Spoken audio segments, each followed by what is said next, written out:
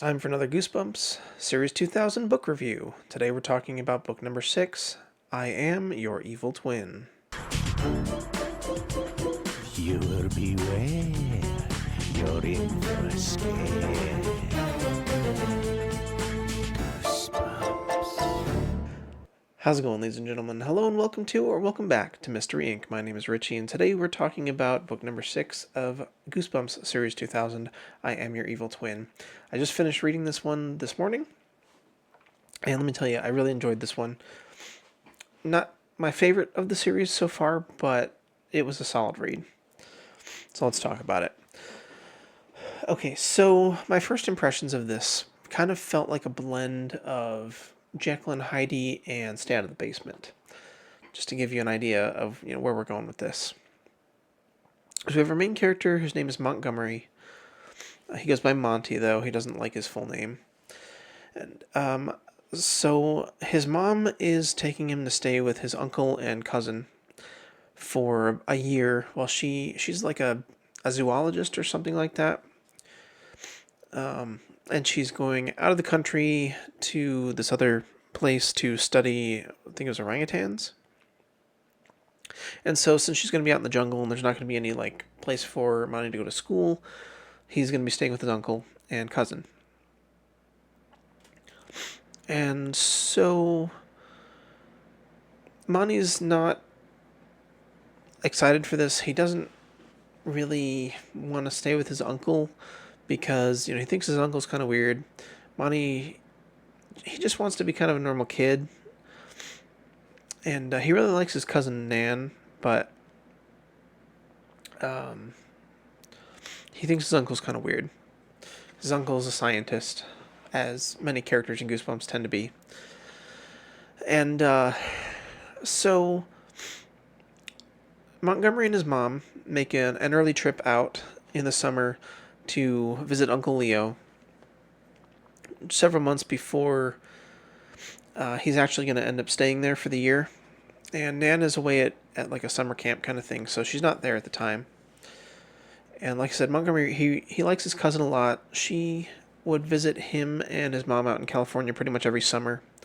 But he hasn't seen his Uncle Leo in, I guess it'd be about 5 years. I think it was since he was 7. Obviously, he's 12 in the book because it's a Goosebumps book. And while they're there on this visit, he has this really strange nightmare about someone coming into his room. This creepy, like, tall figure and, like, with a scalpel and, like, using the scalpel on his ear or something like that. Then he wakes up and it turns out it was just a nightmare. And we fast forward several months later when he is returning to the house after being dropped off by his mom, and he gets to hang out with Nan, and they have a really good, friendship, relationship as cousins. They also happen to share the same birthday, which is an interesting point. Something pretty atmospheric about this one is that, we had kind of another, not necessarily tragic, but sad backstory for the characters.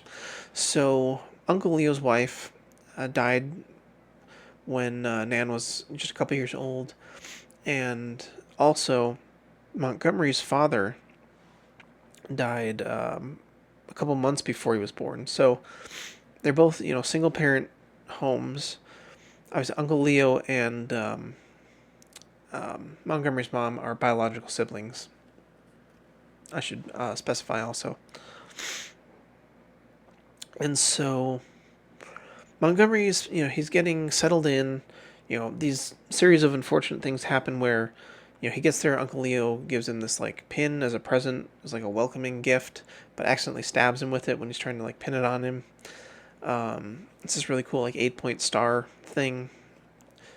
And then Nan gives him some donuts, which he's really excited for, and he eats the donut, and then he has an allergic reaction and starts vomiting because apparently they're cooked in, or they were fried in peanut oil, which he's allergic to.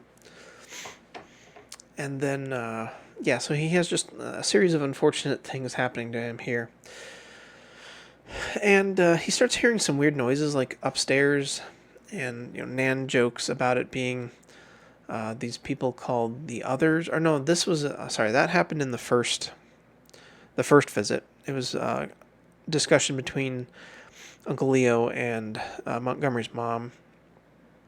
Talk about these people called the others, which are these people that only live in shadows and can't come out during the day. That they believe live in the house somewhere. Not really something that's necessarily followed up on, but kind of leads into the what we're going to be seeing here in just a little bit. Fast forward a little bit more, and so Montgomery's going to school now with Nan. They have a couple of shared classes, but mostly separate. And he starts having some strange interactions. Like he goes into class, and his homeroom teacher expects him to know where he's supposed to sit because she allegedly met him like a week earlier, even though obviously Montgomery wasn't there a week earlier. Strange.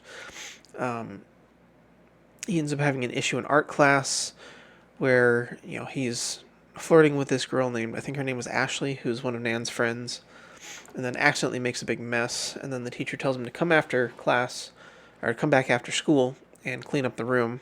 He comes back and the entire room is completely destroyed, and gets even in more trouble. And while he's cleaning, he ends up like seeing his reflection, and like something just seems off about it.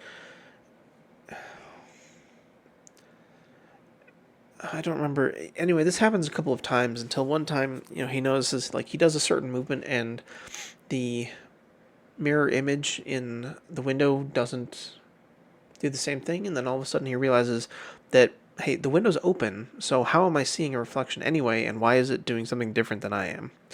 So he ends up chasing this strange person that looks exactly like him out but can't catch him.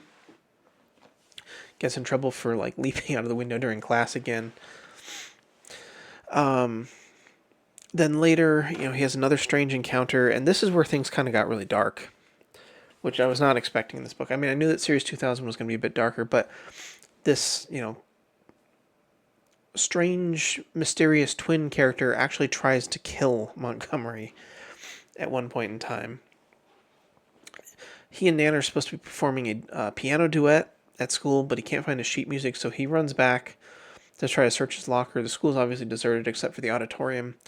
And he ends up getting near this classroom, and someone shoves him in and locks the door. And then all of a sudden, there's like this smoke and this chemical thing happening in the room, and he has to like desperately climb out this little tiny window up near the ceiling to escape before he like suffocates to death, which is crazy. And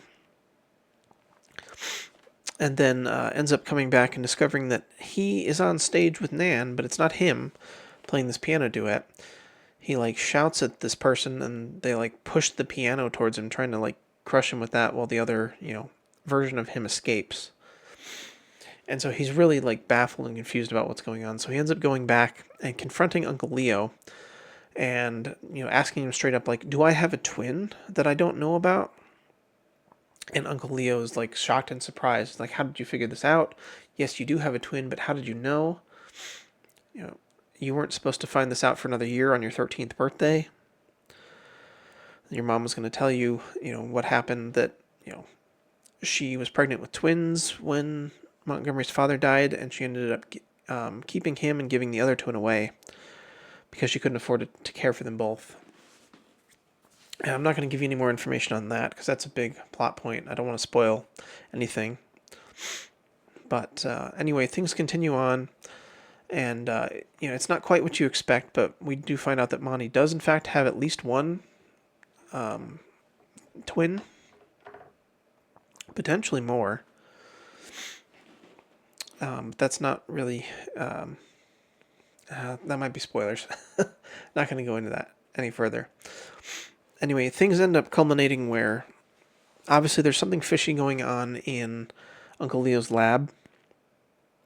And things culminate to the point where Montgomery and Nan decide to go in and confront Uncle Leo about what's going on because she doesn't believe Montgomery's stories about this twin person because she hasn't seen it for herself, and there's no like physical evidence per se. So they go in and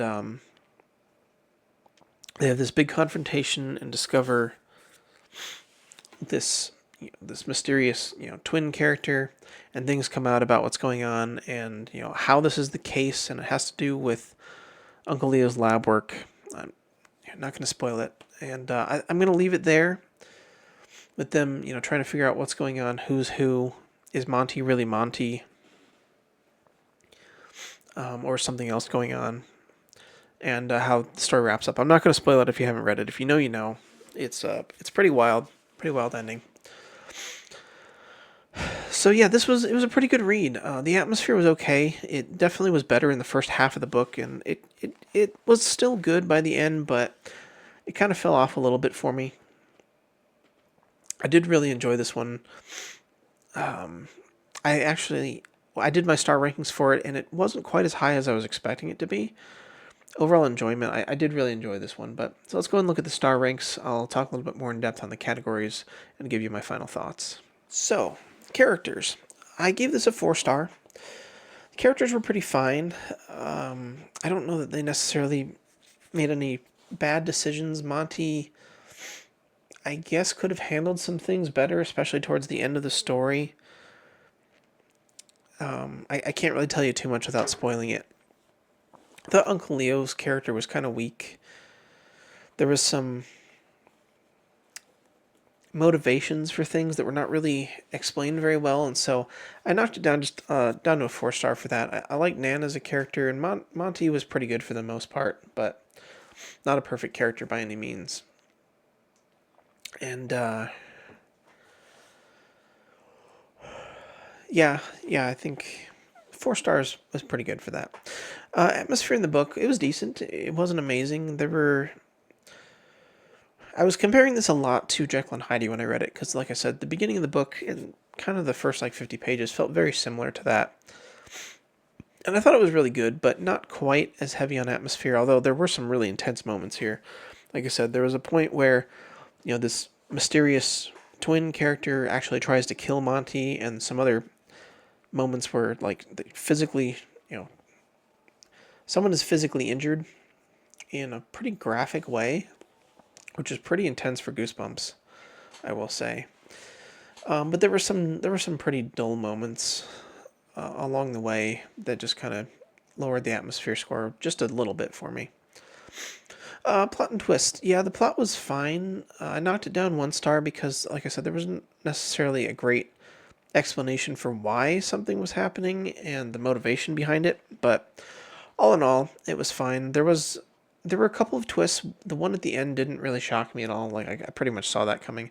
But there was a midpoint twist that completely caught me off guard. I was not didn't see that coming at all, and I enjoyed that a lot. That again had to do with the reveal that Monty was in fact a twin that were separated at birth. Pacing and intrigue for the story, yeah, it was paced okay for parts of it. There were some moments towards the later half of the book that dragged a bit, that just kind of felt just drawn out. And I wasn't very intrigued. I mean, I wanted to know what was going on, but it wasn't like I had to sit down and read this whole thing all the way through at once. So I gave it middle of the road, 3 stars. Overall, I'd really enjoyed this one. It wasn't my favorite, and it wasn't middle of the road on enjoyment. It was a good book. I enjoyed it. Definitely, I would probably put it as my second favorite one that I've read so far. Although looking at the overall score, it's actually in third place, which we'll take a look at now. I give it a 3.8 overall score, which is just on the lower end of a 4 star for me. And if we go ahead and pop that into my overall rankings, you'll see it is just below Cry of the Cat and above Be Afraid, Be Very Afraid, which I think is a fair place for it. Like I said, I think I enjoyed this more than Cry of the Cat, but I think Cry of the Cat was a little bit better written in some aspects.